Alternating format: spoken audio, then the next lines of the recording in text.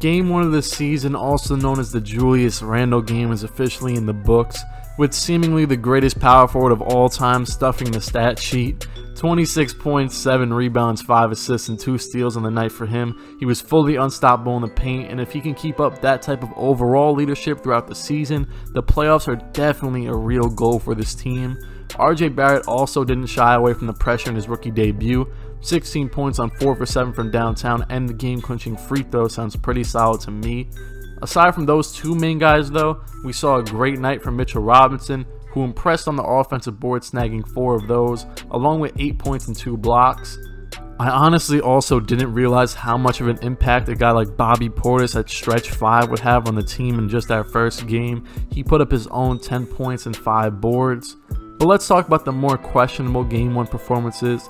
Dennis Smith Jr. had a quiet Game 1 performance with only 2 points on 2 shots, but he did rack up 5 assists, so maybe eventually throughout the season his role will kind of transform into a primary playmaker type of thing, with scoring taking a backseat.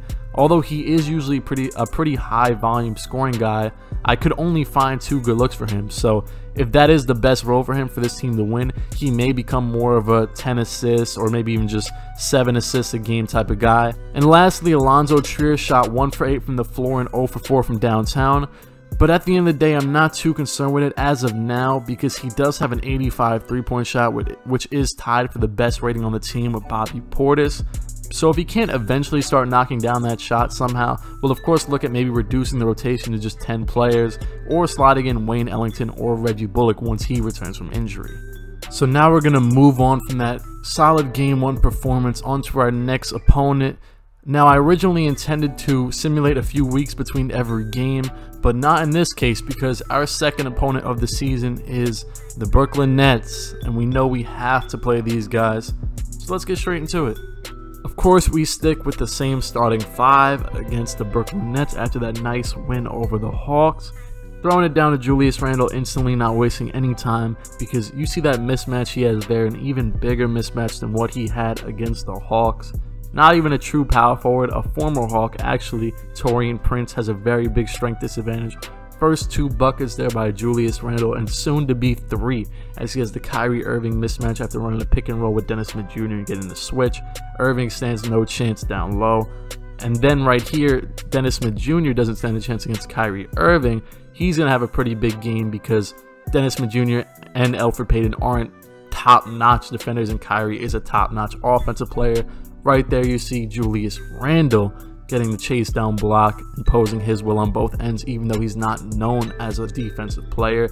RJ Barrett blocks a shot away from Karis LeVert right there, but Kyrie Irving is in the corner wide open for the 3. And once again, we go down to Randle, and man, like I said, imposing his will. Post fadeaway, not even known as his strong suit, but he still gets it to go. Kevin Knox, good block right there on Karooks, and then right here, Elfrid Payton blocks Kyrie Irving out of bounds, starting up the block party for the Knicks. 3 straight blocks. And now it starts to get a little rough here because the bench is in, as you see. Not a lot of offensive threats, or at least not a lot of dribbling off the dribble offensive threats to create their own shots. We miss with Taj Gibson getting blocked by the rookie Nicholas Claxton, and then on the 3 with Bobby Portis. So we decide to sub in RJ Barrett and Alonzo Trier in the backcourt and move Dotson. Here he is right here, going to the rack at small forward. Hits a tough contested layup, but we do sacrifice some defense. There goes Garrett Temple getting to the rim for the easy finish. RJ Barrett, though, I love what I'm seeing from him so far in both of the first 2 games, because he's hitting those 3s like it's nothing for him. A weird screen right there from Bobby Portis going the wrong way. But look at Portis finishing down low, strong over Jarrett Allen. Nowhere to be found in terms of his impact down low. Dennis Smith Jr., I'm trying to get some go with him, but there goes Julius Randle once again back in the game. Running the pick and roll here with Alonzo Trier and Mitchell Robinson. Beautiful step back from Trier, and that's what we love to see from him. Speaking of what we love to see from him, running a 3-point play for him. Green light, left wing, beautiful shot from Alonzo Trier. And now back on the offensive end, throw it down to Julius Randle. Easy buckets. He has a slasher takeover. No one there to stop him. So Randle, of course, giving us the perfect offensive impact in this game. Speaking of not so perfect, though, Marcus Morris was a little bit rough in this game. He lacked a little bit on the defensive and offensive end as Elfrid Payton takes it to the rack. A play that wasn't even designed for him ends up being for him. RJ Barrett, like I said, 3-point shot, left wing, easy money for the rookie. Although this wasn't easy money. Offensive rebound, like I said. Marcus Morris, he actually did not hit any shots in this game. It was a very, very, very rough night for Morris as Joe Harris blows right by him as Morris cannot get over the screen. So we may have to reconsider his position if he has to play power forward because it's being rough for him right now. Speaking of that, though, it's rough for the Nets defense as Julius Randle bullies them down low. 2 people on him does not matter. Kyrie Irving right here steps back and hits the 3 over Dennis Smith Jr. And we actually run a Kevin Knox and Mitchell Robinson pick and roll that I would like to see more of. It's just kind of tough to get Knox the ball a lot, but I like what we saw there. Now we're going to run the pick and roll with Dennis Smith Jr. and Bobby Portis. And Smith Jr., you're going to see in these next few clips, had a very big impact off the bench. Right there, drops it down to Mitchell Robinson, who puts in the N1 bucket.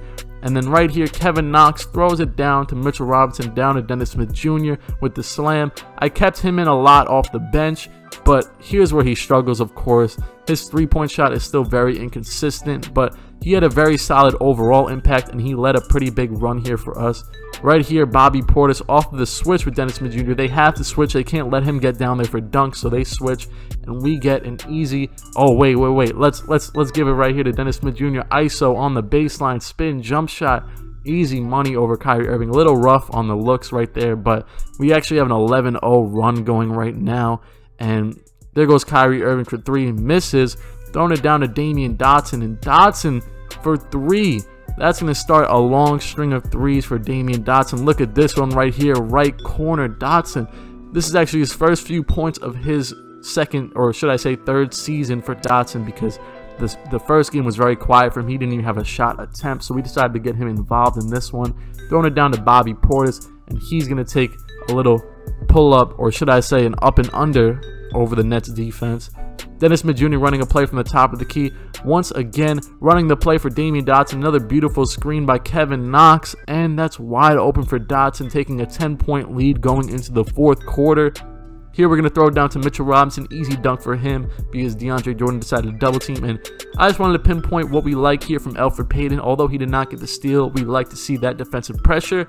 We need a lot of that. And man, I was pissed off right there because they had no time on the shot clock. DeAndre Jordan would go to the line and make 2 free throws. That was annoying. I just had my hands up. Of course, they cannot contain Julius Randle, so they got to foul him.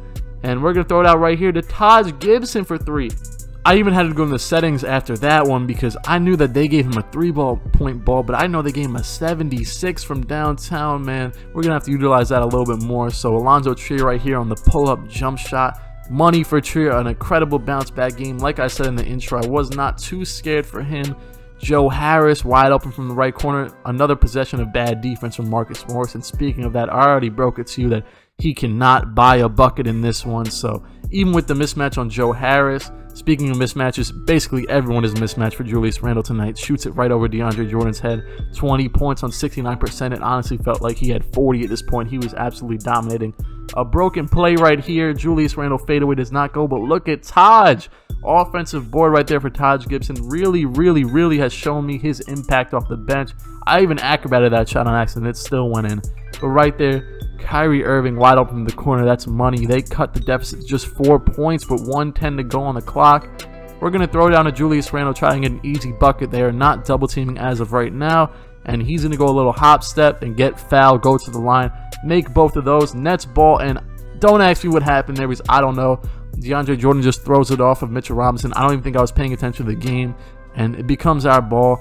We throw it over to Marcus Morris, who has the cold symbol. Throw it back to Julius Randle. ISO from the left wing.